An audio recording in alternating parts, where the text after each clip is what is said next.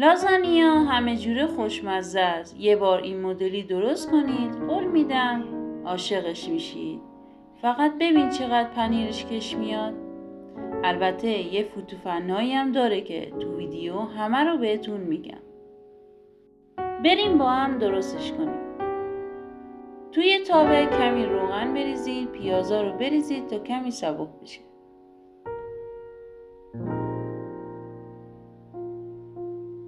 وقتی پیازمون سبک شد، گوشت شهر کردمون رو اضافه کنید.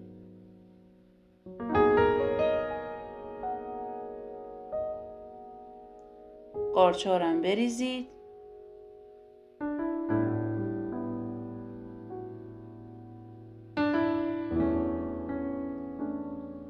فلفل دلمه رنگی،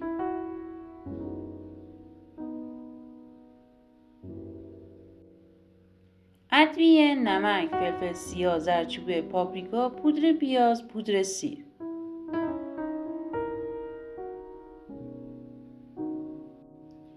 به اضافه ادویه خود لازانیا که داخل بسته‌بندیشه.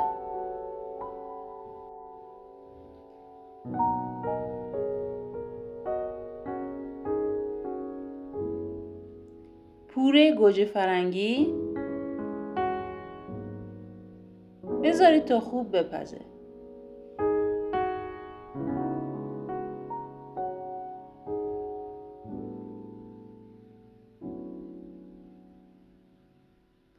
یه مقدارم ذرت بریزید.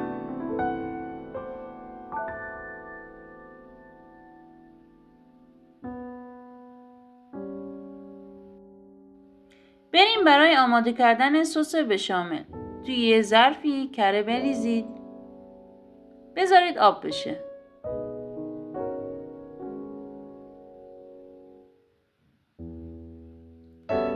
دو قاشق آرد سفید، کمی تفت بدید.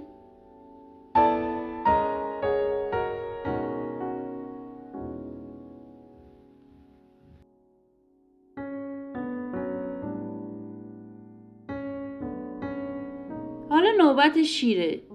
2 لیوان شیر رو اضافه کنید و خوب هم بزنید تا سسمون گوله گوله نشه.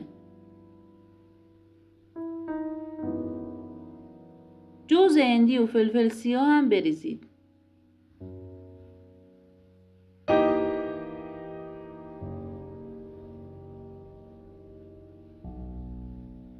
آب که جوش اومد کمی روغن و نمک بریزید.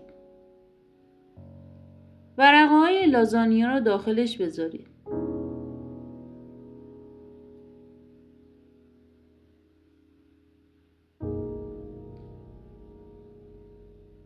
حدود 5 تا 6 دقیقه زمان میبره. حالا آب کشی کنید و روی ورقه‌های لازانیا آب سرد بگیرید تا ورقه‌ها به هم دیگه نچسبه.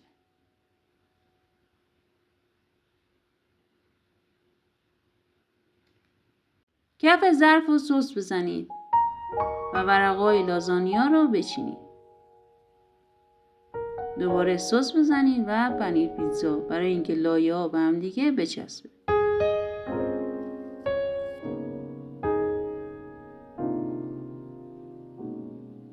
به ترتیب یه ورقه لازانیا، سس، پنیر پیتزا، مواد گوشتی.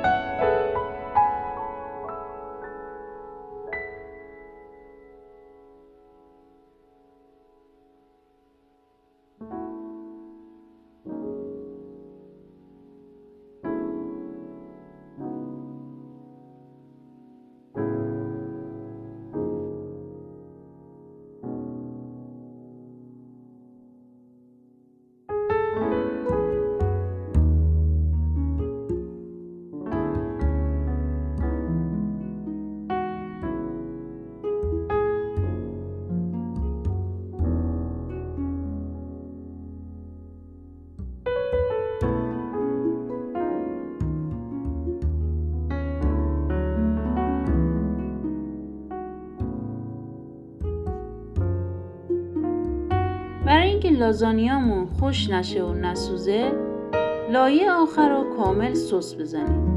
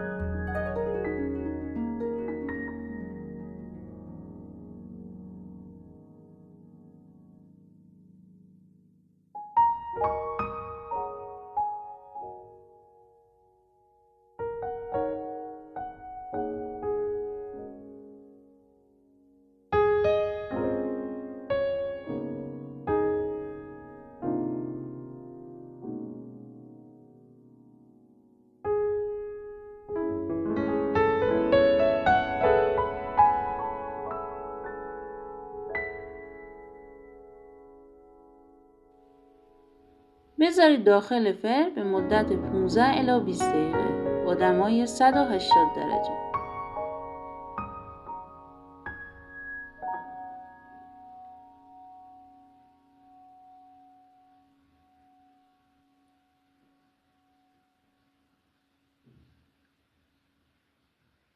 یه 10 دقیقه بمونه تا یه کمی از حرارت بیفته و بعد اونو برش بدید.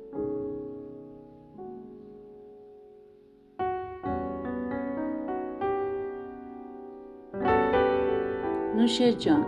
اگه خوشت اومد لایک کن، نظرتو برام کامنت کن. برای دیدن ویدیوهای جدید و بیشتر کانال من رو دنبال کن.